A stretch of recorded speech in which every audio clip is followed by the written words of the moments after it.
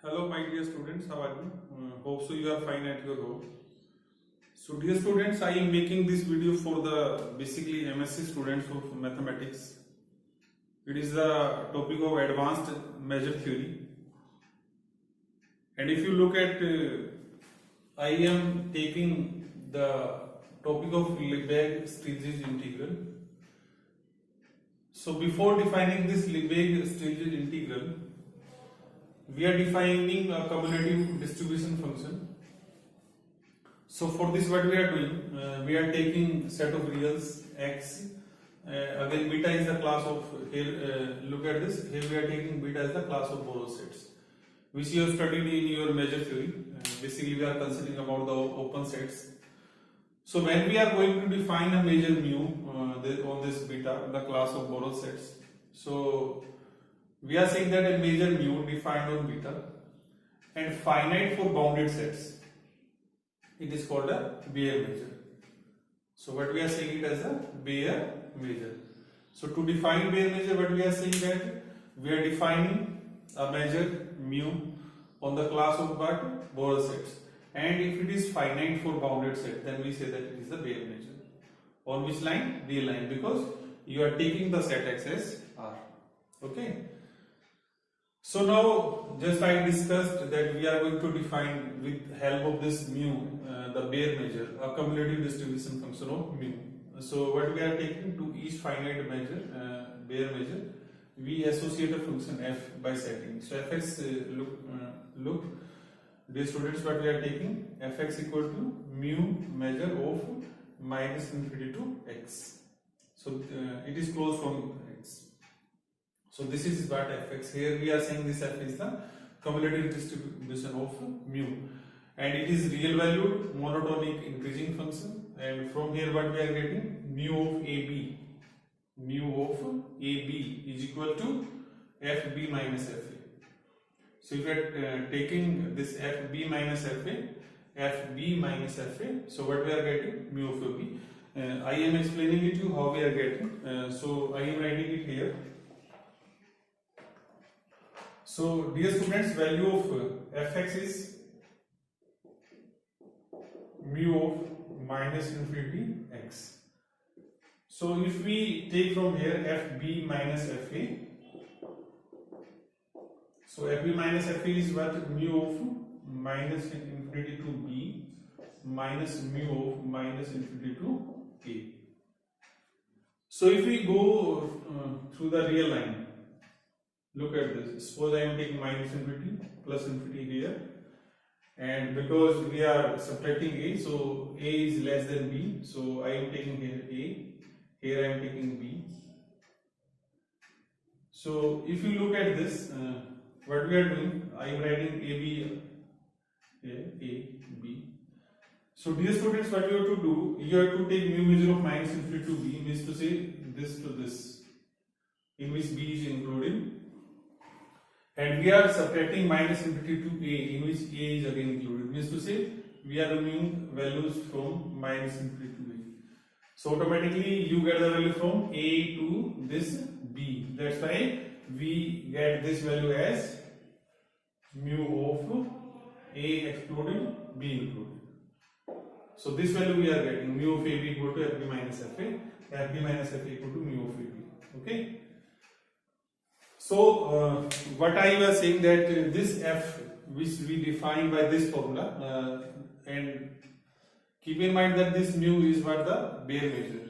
Bayer measure is what? This mu which is defined on the class of Borel sets, and also it is finite for bounded sets. Okay. So this is what known as the cumulative distribution of mu measure. Okay. So dear students, with this definition of cumulative distribution function of this Bayer measure, we are going to prove one important result. So result is that we are having, so that if mu is a finite Bayer measure on the real line which we have defined here, then we have to show that f is monotone increasing bounded function. This f I am talking about again the cumulative function. So it can be asked then show that the cumulative function f. Okay. Then the cumulative function f is a monotone increasing bounded function which is continuous on the right, and we have to prove limit x approaching to minus infinity f of x equal to 0. Clear? So to prove this result, what we do, again we take a, b, in which a is not included and b is included. So you can write it as integral of a comma, intersection of a comma b plus 1 by n. Intersection of a comma b plus 1 by n. It is by the set theory. Okay, you can write this as semi-open or semi-closed interval AB as an intersection of this semi-open interval a comma b plus 1 by n. So, dear students, you know in previous class in measure theory, because if you look at this a b plus 1 by n, when we increase the value of n, just like we take 1, 2, 3, 4, so we get a decreasing sequence. We get a decreasing sequence. So when we are having a decreasing sequence, so in the measure theory, you know that you are applying the result. Outer measure of this AB equal to limit n approaching to infinity, outer measure of this a comma b plus 1 by n. But this intersection will convert it into the limit value. So this is from your previous result. I am again explaining you what is the result if you are having a decreasing sequence, because it is the decreasing sequence. When we take n equal to 1, 2, 3, 4, so okay, so values are decreasing. That's what is the decreasing sequence. So we are applying the result. Outer measure of AB is equal to limit n approaching to infinity, outer measure of this. But here we are talking about the bare measure. That's why we are operating bare measure both sides. So what we are getting, mu of AB equal to limit n approaching to infinity, mu of a comma b plus 1 by n. Okay. So after that, what we are doing? We are computing FB minus FA. Okay, FB minus FA. So FB minus FA is how you can write it as limit n approaching to infinity, limit n approaching to infinity, f of b plus 1 by n minus f of a. Because f of, if you look at this, here we were computing f of b minus f of a equal to mu of ab, mu of ab. Okay. So it is mu of ab plus 1 by n. That's why we can write it as f of b plus 1 by n minus f of a. This is fb. So it is fb plus 1 by n minus f of a, limit n approaching to infinity. So dear students, because you can look at here, it is mu of a b plus 1 by n. So if you compare it with this mu of a b plus 1 by n, so what we are getting, f of b plus 1 by n minus f of a, f of b plus 1 by n minus f of a, which we are taking here. So this f of a is independent of n, that's why we can take it outside. So f of a cancels, so what we are having, fb equal to limit n approaching to infinity, f of b plus 1 by n. So if you look at, we are having fb plus, so it is fb plus. Means to say, it is the right limit of f at b plus. It is the right hand limit of f at b plus. Means to say, we are getting fb equal to fb plus. So dear students, you know very well that when we can say that a function is continuous, when it is both left continuous as well as the right continuous. But here we are getting the right hand limit of f at b is equal to f of b. That's why we can say that f is continuous on the right. Clear? Similarly, we can go for mu of b, which we can write as limit n approaching to infinity, mu of b minus 1 by n b. Now remember students that we are taking a set having only a single element b, single element b. That's why this mu of b can be written as mu of b minus 1 by n b. Okay.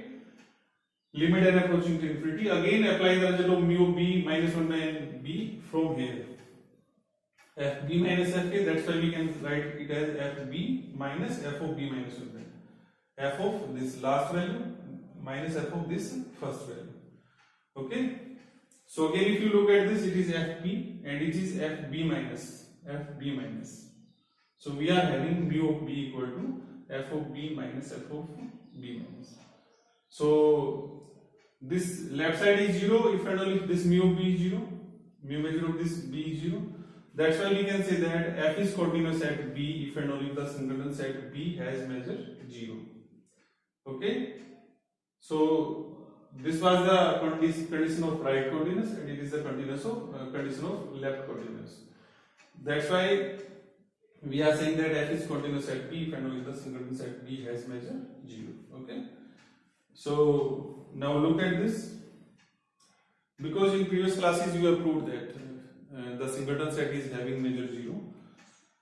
So if you look at now this intersection of minus infinity minus n, it is phi, because the sequence is decreasing again. That's why we can say that we can apply the same result as I discussed here from the outer measure theory. So you can write it as mu of phi equal to this will convert into limit mu of minus infinity to minus n, because we have to prove this result. That's why we are taking this to prove this result. Limit x approaching to minus infinity f of x equal to 0. So dear students, again look at this part. It is mu of minus infinity minus n, and it is f of minus n because in the cumulative distribution function you are writing f of x equal to mu of minus infinity x. So this x is what here minus n. That's why it is limit n approaching to infinity f of minus n. And mu of phi, because phi is the empty set, null set, its mu measure is 0. That's why it equal to 0 equal to limit n approaching to minus infinity f of n. Where here we are replacing n by minus n, so it become plus n, and here n approaching to minus n. Or you can change the variable from n to x also. So you can say limit x approaching to minus infinity f of x equal to 0. So dear students, in this way we can prove the result for the cumulative distribution function of mu. So after that, what we can do, just I wrote this Lebesgue-Stieltjes integral. So we can define the Lebesgue-Stieltjes integral in this way. Phi we are taking a non-negative Bayer measure on the real line. F we are taking monotone function, continuous on the right, which we have proved here. Then Lebesgue-Stieltjes integral of phi with respect to f.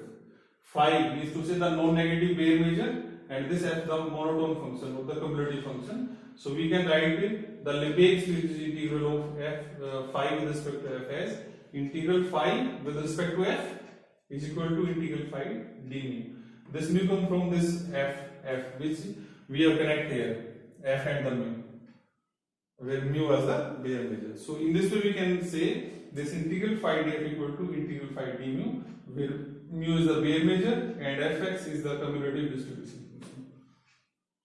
So dear students, in this way we can define the Lebesgue-Stieltjes integral. Okay. So read this result carefully and stay at your home, stay safe. Thank you.